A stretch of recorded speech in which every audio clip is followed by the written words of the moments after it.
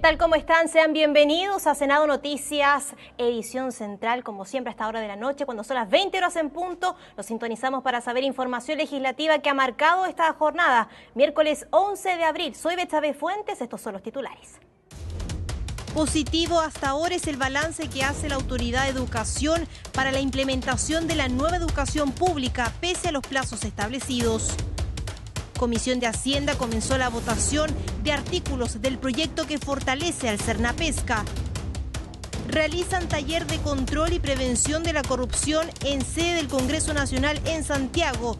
Chile está entre los países menos corruptos.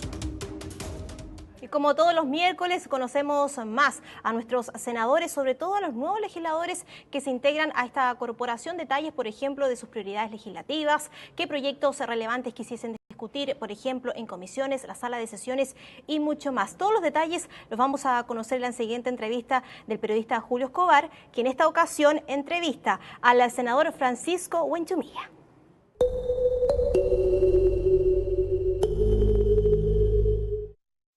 ¿Cómo estás, Betsabe Fuentes? Les damos la bienvenida también a todos quienes nos siguen en Senado Noticias, y siempre que coincidimos con el Pleno estamos con un invitado. En esta oportunidad le damos la bienvenida y saludamos al senador Francisco Huenchumilla. Senador, ¿cómo está? Hola, ¿qué tal? Un gusto saludarlo. Senador, primero consultarle por este primer mes. Usted tiene toda una experiencia, fue diputado durante 3 periodos y ahora viene, ¿no es cierto?, al Senado, y queríamos preguntarle cómo ha sido este primer mes, tanto por el trabajo acá en el Congreso. También ya pasó una semana donde usted seguramente pudo recorrer su región, que conoce bastante. Claro, ha sido volver de nuevo a las pistas, pero a este otro lado del edificio. Claro. Hacían varios años que yo dejé de ser diputado. Así que estamos en periodo de instalación. Diríamos que estamos como en rodaje todavía. Ha costado un poquito porque hoy día hay otras normas en el Senado. Yo ya tenía mi vida personal y política muy por 700 kilómetros al sur de Santiago y de Valparaíso. Y entonces eso significa un cierto trastorno en mi vida familiar, personal.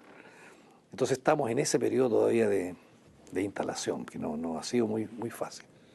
Senador, cuando hablamos de la región de la Araucanía, por lo general aparecen los temas de seguridad, de la ley antiterrorista, de cómo se abordan algunos problemas. Yo quería preguntarle, ¿qué otros problemas para usted es importante que también se visibilicen de su región? Bueno, la región de la Araucanía es según los índices de los organismos públicos, una de las regiones más pobres de Chile. En materia de desarrollo, en materia de pobreza. Entonces esa es la característica que tenemos allá, digamos, que tenemos un conflicto político-social y tenemos además un problema de pobreza, siendo una región que tiene inmensas posibilidades en su naturaleza, en su historia, en poder desarrollarse de una manera muy armónica y muy potente. Pero tenemos ambos temas tenemos en nuestra región. Senador, pasemos a un tema más bien de gobierno, porque hoy justo se cumple un mes del cambio de mando. Estamos a 11 de abril y el gobierno, por un lado, ha hecho estas comisiones prelegislativas.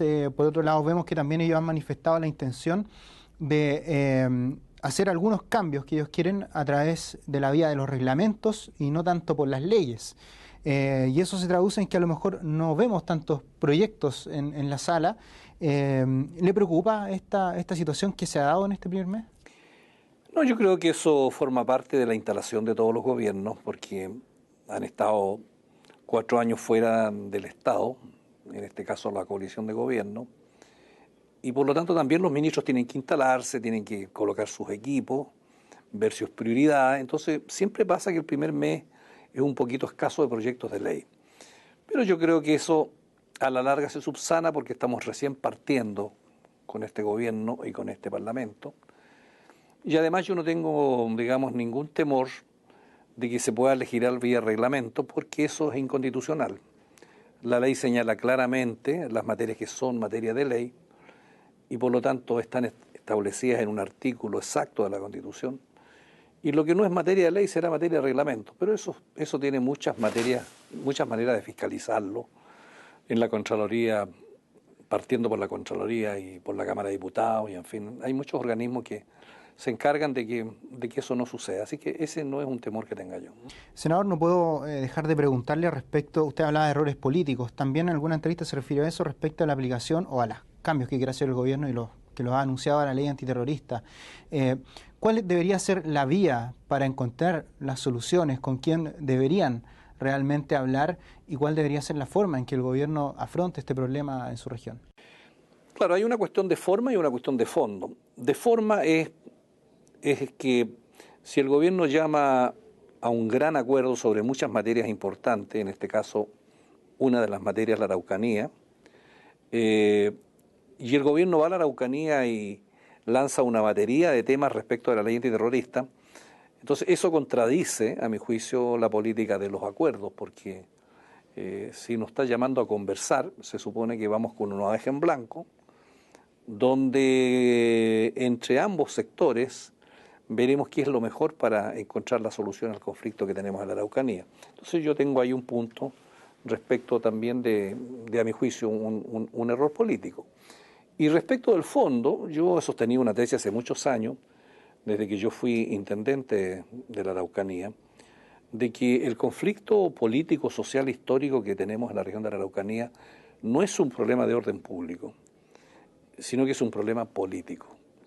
Y que este proceso viene específicamente desde que se queman los primeros camiones en diciembre del año 1997, o sea, casi un poquito más de 20 años. Y todos los gobiernos, la receta que se ha aplicado es la ley antiterrorista. Yo estoy en contra de la violencia política porque no es aceptable en un régimen democrático. Lo que yo sostengo es que esta receta de entregarle esta solución a los tribunales, los fiscales, la policía, con aplicación de la ley antiterrorista y de otros cuerpos legales, no es el camino adecuado porque esa receta ha fracasado, se ha mostrado insuficiente. Y el camino, a mi juicio, es una solución política, porque los problemas políticos tenemos que solucionarlos los políticos y no la policía. Senador, muy claro, nosotros le agradecemos por haber venido y siempre estamos dispuestos a recibirlo acá en el canal del Senado. Bueno, es un gusto participar en el canal por primera vez y espero tener muchas oportunidades de poder conversar con ustedes. Muchas gracias. Trabajo legislativo del senador Francisco Huenchumilla, que también puede seguir a través de su cuenta de Twitter, @fhuenchumilla, y por cierto a través de nuestro sitio web tv.senado.cl. Betsabe Fuentes.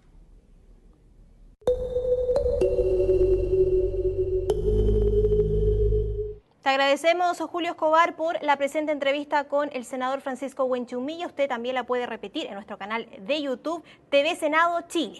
Cambiamos radicalmente de tema, nos vamos al trabajo de la Comisión de Educación y Cultura, que hoy conoció evaluación e implementación de la nueva Ley de Educación Pública. Se lo preguntamos todo a nuestra periodista en vivo y en directo, Valeria Cabello. Valeria, ¿cómo estás? ¿Cómo estás, Betsabe? Muy buenas noches, y así es, una nueva sesión que se realizó de la Comisión de Educación y Cultura, esta vez en la sala de sesiones. ¿Y cuál fue el punto que se trató durante esta jornada? Precisamente la implementación de la nueva Ley de Educación Pública, que recordemos comenzó formalmente a partir de este año, fue promulgada durante noviembre del 2017, justamente cuando aún se encontraba en la presidencia Michelle Bachelet. Durante esta jornada se tuvo como invitado al director nacional de Educación Pública, al señor Rodrigo Egaña, quien habló sobre los primeros lineamientos que ha tenido y la implementación también de esta nueva ley. Señaló que hasta el momento ha sido positiva su implementación, que han tenido algunos problemas, por ejemplo, en el pago de remuneraciones de los trabajadores por este sistema de cambio que se tuvo que realizar, pero han sido menores y se han subsanado hasta la fecha. Señaló también que hasta ahora se encuentran 2 servicios locales funcionando, que recordemos se van a implementar en las diversas regiones. Los que están operando a partir de marzo son los servicios locales de Barrancas, esto en la región metropolitana, y también en Puerto Cordillera, esto en la región de Coquimbo. Y se espera que en el mes de julio se comiencen a implementar 2 nuevos servicios locales, esto en la región de la Araucanía y también en la región de Atacama. Otro de los puntos que se abordó durante esta sesión de la Comisión de Educación y Cultura fue precisamente un tema que ya habíamos conversado comentado anteriormente, que es respecto al retiro de los reglamentos en Contraloría que realizó el Ministerio hace algún tiempo. Esto, recordemos, fue también bastante cuestionado por los senadores Yasna Proboste y también Juan Ignacio Latorre, que de hecho presentaron un requerimiento ante la Contraloría. Esta vez también se lo expusieron, bien digo, al director de Educación Pública, quien señaló que se habían retirado todos los reglamentos y que ya se reingresaron 3. Esperan que este trámite sea lento, sea más rápido para no tener ningún problema y no retrasar así la implementación de los demás servicios que involucran esta nueva ley. De hecho, los quiero invitar ahora a que escuchemos parte de las declaraciones que surgieron posterior a esta comisión. Un proceso que espero podamos acompañar de manera detallada.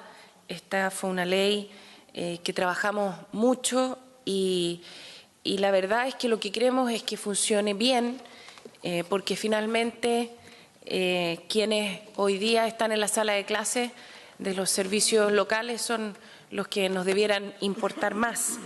Cuando asumió el nuevo equipo ministerial en el Ministerio de Educación, retiró todos los reglamentos. De esos reglamentos han sido 3 reingresados, que son los que definen las plantas orgánicas de los servicios de Huasco y Costa Araucanía, y el que crea el comité local. Claro, nosotros lo que solicitamos es saber cuáles son esos reglamentos y el contenido, no solo los títulos, el contenido. Le vamos a dar hay un plazo ahí para responder de las autoridades y tenemos la preocupación de que efectivamente las nuevas autoridades vayan cambiando el espíritu de la ley vía reglamento, vía administrativa. Y en la segunda parte de esta comisión se conversó con la ministra de la Cultura, las Artes y el Patrimonio, Alejandra Pérez, quien conversó respecto a las prioridades de la agenda del gobierno. En este caso señaló que es necesario hacer una modificación a la Ley de Monumentos Nacionales y también explicó de qué forma van a estar trabajando como ministerio. Dijo que se va a separar en 2 subsecretarías, la Subsecretaría de Patrimonio Cultural, donde el subsecretario va a ser Emilio de la Cerda, y también va a estar la Subsecretaría de la Cultura y las Artes, donde va a estar como subsecretario Juan Carlos Silva. De esa forma entonces van a trabajar en el ministerio. Quiero invitarlos a que escuchemos también reacciones de la ministra. Cambiar la Ley de Monumentos Nacionales, que nace en 1925, después se hizo un cambio en el 1970, pero que le falta un perfeccionamiento y ponerla a la altura de los tiempos. Claro, y retomando, Betsabe, respecto al primer tema que te comentaba, para este lunes señalaron que van a hacer una sesión especial de la Comisión de Educación y Cultura en la sede del Congreso Nacional en Santiago, porque quieren también que el director nacional de Educación responda algunas preguntas que se le hicieron durante esta sesión acá en el Congreso Nacional. Betsabe. Perfecto, Valeria, completo tu informe. Quedamos actualizados de lo que ha pasado con la nueva educación pública, esta legislación y también cómo va a funcionar el nuevo Ministerio de Cultura. Que tengas muy buenas noches. Buenas noches. Vamos nosotros a otras materias del momento, porque durante esta tarde la Comisión de Hacienda despachó a la sala el proyecto que viene a fortalecer, modernizar el Sernapesca. Es una iniciativa que durante los últimos días se discutió en particular. Estuvo enfocada, por ejemplo, el debate en contenidos relativos como la asignación del personal y el aumento de la dotación, la fiscalización post-desembarco de la extracción de productos, también el incremento de las sanciones tipificadoras de graves y añadiendo también, bien digo, una nueva figura de delito con pena de cárcel que está siendo estudiada por la sobreexplotación que pudiese tener algunas especies, sobre todo afectar a la pesca artesanal. Pasemos a escuchar algunas reacciones. Donde aquí no solo se va a fiscalizar la extracción del mar de los peces, sino también se va a fiscalizar toda la cadena de comercialización, porque ahí es donde se producen los mayores fenómenos de ilegalidad que se producen en el mercado interno. Desde el punto de vista sectorial, en general tenemos un apoyo, yo diría, bien importante, salvo algunos sectores en que básicamente están restringidos algunas nuevas obligaciones. Yo creo que hay consenso en general de todos los pescadores de que que necesitamos combatir la pesca ilegal, que este es un flagelo. En esta región, por ejemplo, tenemos un problema muy importante para gente como de Caleta Portales, Caleta Membrillo, que hacen su esfuerzo por cuidar los recursos, sin embargo llegan recursos provenientes ilegales de otra región que hacen que el precio descienda brutalmente y termina afectando a estos pescadores que están con un programa de cuidado de la merluza en particular.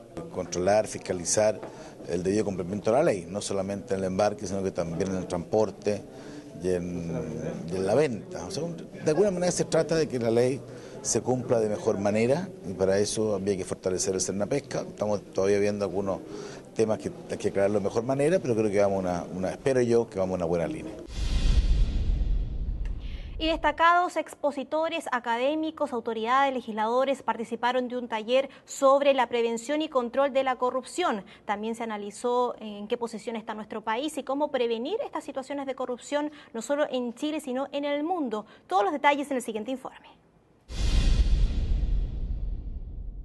No era recurrente que en Chile se hablara de casos de corrupción, pero los últimos años fueron varios los que salieron a la luz pública. Delitos tributarios, 94, artículo 95. El último índice sobre la percepción de la corrupción ubicó a Chile en el lugar número 26 entre los 180 países que fueron evaluados. Y pese a que aún sigue siendo una de las naciones menos corruptas, la baja de 5 puestos durante los últimos 4 años es lo que preocupa.